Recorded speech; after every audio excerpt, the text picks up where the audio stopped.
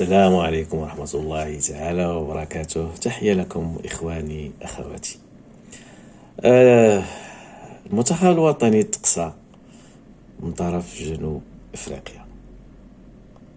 للأسف أن جنوب إفريقيا كنعرفوها مزيان وكتعرفنا مزيان، لعبنا معاهم ولعبنا والسي والد الركراكي لعب معاهم ماشي مرة ماشي جوج، كيعرف منتخب جنوب إفريقيا يعني معرفة جيدة.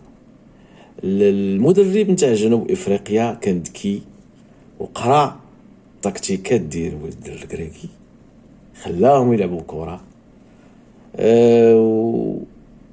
واستطاع بالذكاء ديالو انه يتغلب على وليد الركراكي.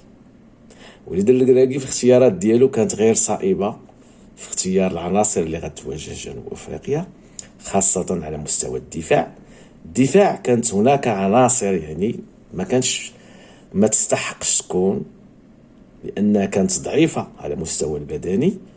اللياقة البدنية ديالها ما كانتش في المستوى المطلوب لمواجهة جنوب افريقيا.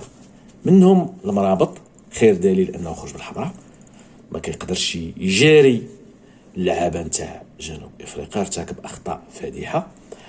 املاح وسيس، كابيتان سيس تا هو ما كانش في نهارو، ما كانش في المستوى ديالو. ملي بدا الكان سيس ما كانش في المستوى ديالو، سيس املاح والمرابط ما كانوش في المستوى ديالهم اللي كان مطلوب خصهم يكونوا. كانت الاختيارات، كان هناك عده اختيارات في البنك خلا الدراري اللي يقدوا يجاريو، منهم داك امير ريتشاردسون صراحه لاعب كبير، حاطو في البنك اصاحبي ندخل ليه ملاح ناقص بزاف.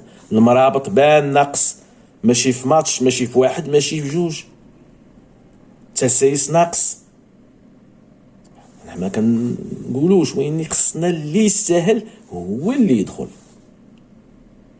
كان الهجوم ديال المغرب بحال هجوم ما عنده حتى شي تهديد، الا الا بعد ما تسجل علينا البيت الاول وتكرار الهجمات قدوا المغاربه يحصلوا على ضربه الجزاء. للاسف حكيمي تسرع والتوتر كان عليه يخليها لشي واحد اخر. المهم للاسف حنا ما كنهضروش على الشيء اللي فات، مي خصنا نستافدوا من الاخطاء اللي ترتكبت.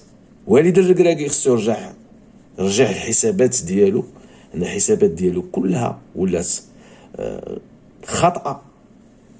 شويه الغرور كاين في بعض اللعابه، بلاص جياس بقات خاويه. كنتاسف لانه تضرب، وين كانوا دراري زوينين على مستوى وسط الميدان، الدفاع الهجوم، ويني في الدفاع عفوا الدفاع اللي هو يعني صمام الامان كان عندنا ضعيف. وليد الركراكي الاختيارات ديالو كانت خاطئه، ما نبقاوش نكثروا في الهضره. هذا هو اللي غادي نقولوا. السلام عليكم ورحمه الله تعالى وبركاته.